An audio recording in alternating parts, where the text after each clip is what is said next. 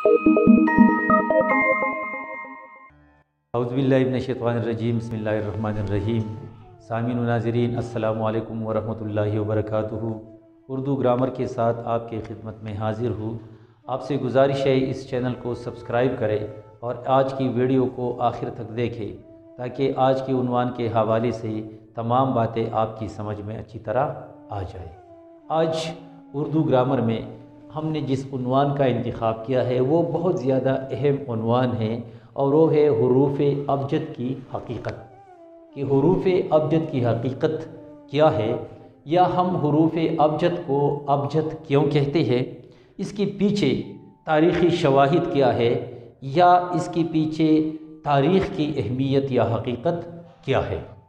تو جس طرح آپ کو معلوم ہے کہ ہر زبان کا آغاز حروف سے ہوتا ہے، جس طرح ہم مختلف زبانوں کو دیکھتے ہیں تو جب ہم ان زبانوں کی ابتدا کی طرف جاتے ہیں تو ہمیں یہ معلوم ہو جاتا ہے کہ ہر زبان کا آغاز کچھ علامات سے، کچھ اشکال سے ہوا ہے جن کو ہم حروف کہتے ہیں۔ لہٰذا یہ پہلے حروف کی تعریف جانتے ہیں کہ حروف کی مختصر سی تعریف کیا ہو سکتی ہے۔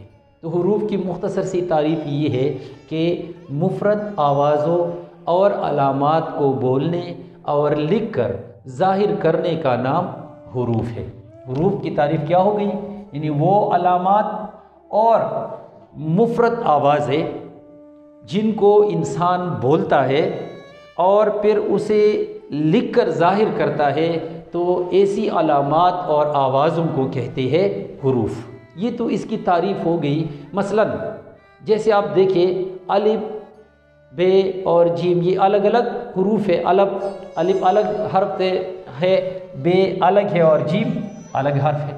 اسی طرح اسی کیا بن گیا؟ ابجد۔ اسی طرح ہے واو زے ہے، یہ حوض ہو گیا۔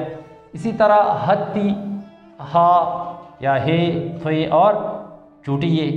اسی طرح کاف، لام، میم اور نون کلمن، یا اس کو کلمن بھی کہتے ہیں۔ اسی طرح سین، عین، فا اور صاد، صافس وغیرہ۔ تو آپ نے دیکھ لیا کہ یہ الگ الگ آوازیں ہیں یا الگ الگ علامات ہیں جو ہم بولتے ہیں، جب لکھتے ہیں تو ان کو ظاہر بھی کرتے ہیں۔ لہٰذا ایسی مفرد آوازوں اور علامات کو جب ہم بولتے ہیں اور لکھ کر ظاہر کرتے ہیں تو ان کو کہا جاتا ہے حروف۔ ان حروف کے حوالے سے آپ نے یہاں دیکھ لیا کہ میں نے چند مثالیں ایسی دی ہے کہ جیسے ابجد، حوض، ہتی، کلمن، صافس وغیرہ، ان کو حروف ابجد بھی کہتے ہیں۔ یعنی جو حروف ہجا ہے ان کو اکثر حروف ابجد بھی کہتے ہیں۔ آیا حروف ابجد یہ اپنی اصل کے حوالے سے کیا ہے، ان حروف کا آغاز کیسے ہوا، اس حوالے سے جو ماہرین لسانیات ہے ان کی آراء مختلف ہے، یعنی ہر ماہر کی الگ الگ رائے ہے، جو کہ یقیناً مفروضات پر مشتمل ہے۔ یعنی یہ مفروضات ہے کیونکہ ابھی تحقیق جاری ہے کہ اس کی اصلیت کیا ہے۔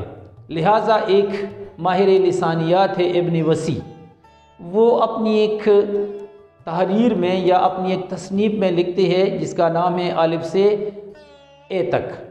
یہ ان کی ایک کتاب کا نام ہے، ان کی ایک تصنیف ہے۔ اس میں ایک پیراگراف اسی حوالے سے درج کرتے ہیں۔ وہ کہتے ہیں کہ ابجد موجودہ دور میں رائج زبانوں کی بنیاد ہے۔ یعنی اس کا مطلب یہ ہے کہ زبانوں کا آغاز ابجد سے ہوا ہے، تو وہ کہتے ہیں ابجد موجودہ دور میں رائج زبانوں کی بنیاد ہے۔ یہ ابجد کس طرح بن گئے؟ اس کے جواب میں یہی کہا جا سکتا ہے کہ قدرت نے انسان کو پیدا کرتے وقت ابجد کا سرمایہ بھی ساتھ ہی عطا فرما دیا۔ چنانچہ ہر ننھے بچے کی زبان، خواہ وہ کسی ملک کا ہو، آ، لو، با، ٹھا، دا، شاں، شوں، غا، غوں، فا، ما، نا، وا وغیرہ کی آوازیں خود بخود نکلتی ہے، اور انسان نے انہی آوازوں سے ابجد کی بنیاد ڈالی۔ یعنی ابن وسیع کا کیا کہنا ہے؟ ان کا کہنا یہ ہے کہ جب اللہ تعالیٰ نے انسان کو پیدا کیا تو اس کی پیدائش کے ساتھ ہی اس کو ایک نعمت سے نوازا، اور وہ کیا ہے؟ وہ ابجد ہے۔ مطلب یہ ہے کہ وہ کیا ہے؟ وہ حروف ہے۔ لہٰذا جو ماہرین آثار قدیمہ اور لسانیات ہے وہ اس حوالے سے کیا کہتے ہیں؟ ان کا کہنا یہ ہے کہ اولین ابجد بنانے والی زبان وہ پروٹو سیمیٹک ہے۔ وہ اس کو کیا کہتے ہیں؟ پروٹو سیمیٹک یا پروٹو سینائی یا پروٹو کینانی بھی ان کو کہتے ہیں، یعنی اسی زبان کو انہوں نے پروٹو سینائی یا پروٹو کینانی بھی کہا ہے۔ لہٰذا ابجد زبانوں کی ماں یا تمام حروف جو زبان سے نکلے ہیں وہ اسی کی بنیاد پر ہے، یعنی وہ یہ پروٹو سینائی ہے یا پروٹو کینانی ہے۔ یہ تمام ابجد جو ہے یا تمام ابجد کی حروف ہے، تمام زبانوں کے ابجد حروف وہ اس زبان سے نکلے ہوئے ہیں، یعنی تمام حروف اسی زبان سے آئے ہوئے ہیں۔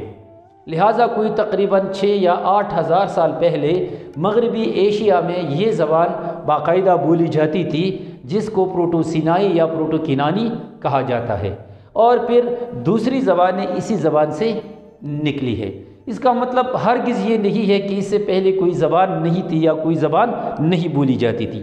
اس سے پہلے بہت ساری زبانیں تھیں، مگر حروف ابجد کو اسی ترتیب سے قائم کرنے والی یا اسی کو اسی انداز میں بنانے والی یا اسی ترتیب دینے والی زبان کو کہتے ہیں پروٹو سینائی، یعنی پروٹو سینائی یا پروٹو کینانی زبان سے پہلے بہت ساری زبانیں بولی جاتی تھی، لیکن ان زبانوں میں حروف ابجد اسی ترتیب سے نہیں تھے۔ یہ اسی زبان کا کمال ہے کہ اس نے کیا کر دیا کہ اسی زبان نے ابجد کو اسی طرح یہی ترتیب دے دی جو آج کل موجود ہے۔ اس سے پہلے کیا تھا؟ اس سے پہلے مختلف علامات یا تصاویر یا اشارات وغیرہ ایک دوسرے کو پیغام پہنچانے کے لیے استعمال ہوتے تھے۔ لہٰذا اردو قواعد میں مولا عبدالحق وہ لکھتے ہیں کہ جس طرح جیم کی مثال آپ لے لیں کہ جیسے جمل کی طرح، جمل کہتے ہیں اونٹ کو، تو آپ دیکھیں کہ جیم کی شکل کس طرح ہے، جیم کی شکل ایسی ہے جیسے جمل یہ اونٹ ہے۔ انہوں نے اس پر بہت ساری تحقیق کی ہے اور بہت سے حروف کا وجہ تسمیہ انہوں نے اس طرح بیان کی ہے کہ کون سا حرف کہاں سے آیا اور کس شکل میں آیا اور کہاں سے، تو وہاں پر آپ ملاحظہ کر سکتے ہیں مولا عبدالحق کی کتاب اردو قواعد۔ اس حوالے سے شان الحق حقی ان کا کہنا کیا ہے؟ یہاں ایک دو باتیں یہاں ملاحظہ کر سکتے ہیں کہ شان الحق حقی فرماتے ہیں کہ کسی زبان یا رسم الخط کے مفرد حروف تہجی اصلاً فینیقی رسم الخط ہجائی کے پہلے 4 حروف ابجد تھے، یعنی ان کا بھی یہ کہنا ہے کہ اگر ہم فینیقی رسم الخط کی طرف جائیں تو وہاں بھی جو حروف ہجا ہے ان کا جو آغاز ہے یا ان کی جو ابتدا ہے وہ بھی 4 حروف ہے، اور وہ کیا ہے؟ ابجد، الف، بے، جیم، دال، اور اکثر بھی ہم اس طرح کہتے ہیں۔ اسی طرح ایک تاریخی حوالے سے ڈاکٹر محمد اشرف کمال وہ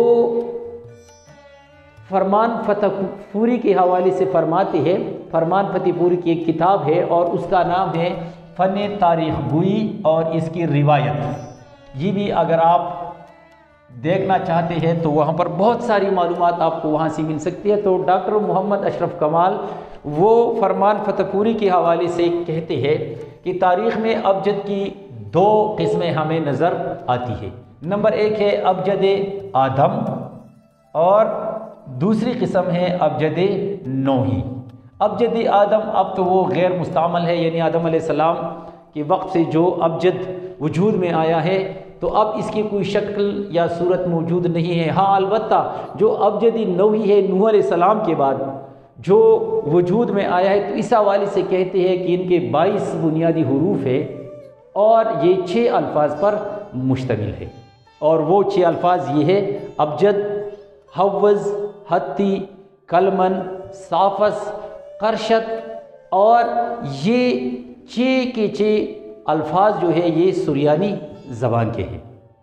اسی طرح اس کے بعد جو عرب تک یہ بات آ گئی اور یہ ابجد کی حروف یا الفاظ عرب میں آئے تو عرب والوں نے یہ کمال کر دیا کہ اس میں انہوں نے 2 الفاظ کا اضافہ کر دیا، سغز یا زغ، سغز یا زغ یا سغز زغ، ان کو اس طرح بولتے ہیں۔ تو ان دو الفاظ کو عرب کے لوگوں نے اس میں اضافہ کر دیا، لہٰذا یہ کل کتنے بن گئے؟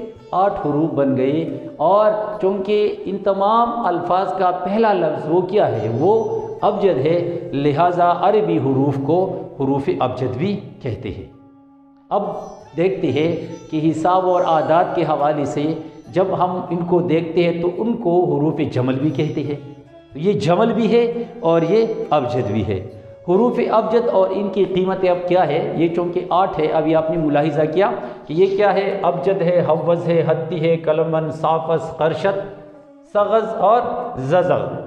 اور اس کی قیمتوں کے حوالے سے اب آپ ملاحظہ کر سکتے ہیں کہ آپ دیکھیں ابجد یہ 1 سے شروع ہوا ہے، تو یہاں سے شروع کرتے ہیں کہ 1 2 3 4 یہ 4 حروف ہے، پھر 5 6 7 یہ 7 حروف ہے، پھر 8 اسی طرح ابجد ہے 1 2 3 4، حوض ہے 5 6 7، حتی ہے 8 9 10، پھر 10 کے بعد دہائی کا سلسلہ شروع ہوتا ہے، یعنی 20 30 40 اسی طرح۔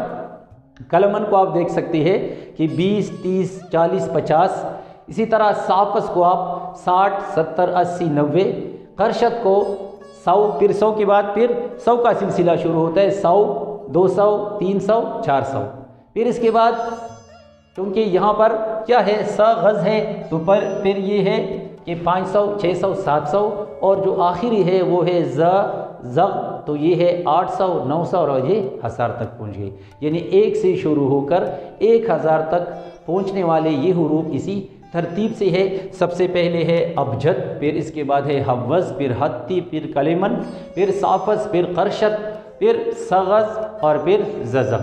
اور اس کے معنی بھی آپ یہاں پر ملاحظہ کر سکتے ہیں کہ جو پہلا لفظ ہے ابجد، اس کے معنی ہے شروع کیا، پھر جو دوسرا لفظ ہے وہ ہے حتی حوض، اور حوض کے معنی ہے ملحق ہو گیا، پھر اسی طرح تیسرا جو لفظ ہے وہ ہے حتی، اس کے معنی ہے جلد سیکھا، پھر جو چوتھا لفظ ہے وہ ہے کلمن، اور اس کے معنی ہے یاد ہو گیا، پھر اسی طرح 5واں لفظ ہے وہ ہے صافس، اور اس کے معنی ہے اس سے سیکھا، اسی طرح 6واں لفظ ہے قرشت، اور اس کے معنی ہے ترتیب دیا، پھر اسی طرح 7واں لفظ ہے سغز، اور اس کے معنی ہے محفوظ رکھا، اور جو آخری اور 8واں لفظ ہے وہ ہے زغ، یعنی ضاد زوے اور غائن، اور اس کے معنی ہے تمام کیا، یعنی پورا ہو گیا۔ تو اس کی پوری تفصیل آپ نے ملاحظہ کی۔ آپ مختلف لغات میں بھی اس کے معنی دیکھ سکتے ہیں، اور اردو حروف تہجی جو عربی میں بعض نہیں ہے اس کے حوالے سے وہ ہم بات کرتے ہیں، لیکن پہلے آئیے اہل فارس کے حوالے سے، یعنی فارسی بان جو لوگ ہیں جو فارسی بولتے ہیں، انہوں نے کیا کر دیا؟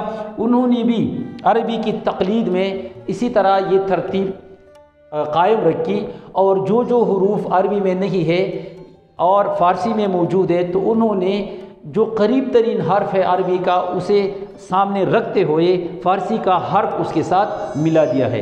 لہٰذا جب ہم اپنی اردو کی طرف آتے ہیں کہ اس میں ایسی حروف جو فارسی یا ہندی میں ہیں لیکن وہ عربی میں نہیں ہے، تو اس کی ترتیب کیا ہوگی؟ مثلاً آپ دیکھیں کہ یہاں پر جو اردو میں ایک حرف ہے پے، 3 نقطے جو جس کے نیچے ہے، اب ظاہر بات ہے کہ یہ فارسی میں نہیں ہے تو اس کا قریب ترین حرف ہے تھے، لہٰذا تھے کی بنیاد پر اس کی قیمت 4 رکھی گئی ہے، یعنی اس کی عدد کیا ہے؟ وہ 4 ہے۔ اسی طرح 6 یہ بھی عربی میں نہیں ہے، لہٰذا اس کا جو قریب ترین حرف ہے وہ جیم ہے اور اس کی قیمت 3 رکھی گئی ہے۔ اسی طرح ڈال ہے تو ڈال کے قریب ترین حرف کیا ہے؟ وہ دال ہے اور اس کی قیمت 4 رکھی گئی ہے۔ اسی طرح رے ایک حرف ہے اور اس کا جو قریب ترین حرف ہے وہ رے ہے، اس کی قیمت 200 رکھی گئی ہے۔ اسی طرح یہ بھی اردو میں موجود ہے، مستعمل ہے، اس کے قریب جو حرف ہے وہ ہے زے، اسی لیے اس کی قیمت 7 رکھی گئی ہے۔ اسی طرح گاف یہ بھی عربی میں نہیں ہے، لہٰذا اس کا جو قریب ترین حرف ہے وہ کاف ہے اور اس کی قیمت 20 ہے۔ اسی طرح جو 2 چشم ہا ہے، اس کی بنیاد پر جو ہائے مدورہ ہے، جو گول ہا ہے یا ہے، اس کی قیمت پر اس کی قیمت رکھی گئی ہے 1۔ تو اپنی پوری تفصیل ملاحظہ کی کہ یہ حروف ابجد کہاں سے ہوتے ہوئے کہاں پر آ گئے، اور آج جدید دور میں اس کی حیثیت کیا ہے، اس کے حوالے سے آپ مختلف کتابیں بھی ملاحظہ کر سکتے ہیں، جیسے شان الحق حقی نے اردو لغت تاریخ کی اصول پر ایک کتاب لکھی ہے، وہاں سے آپ ملاحظہ کر سکتے ہیں، وہاں سے آپ فائدہ اٹھا سکتے ہیں۔ اسی طرح جو ابن وصی ہے الف سے اے تک، ان کی یہ بہت اچھی تصنیف ہے، اس سے بھی آپ کافی فائدہ اٹھا سکتے ہیں۔ اسی طرح فرمان فتح پوری کی کتاب فن تاریخ گوئی اور اس کی روایت، اس سے بھی آپ کافی معلومات حاصل کر سکتے ہیں۔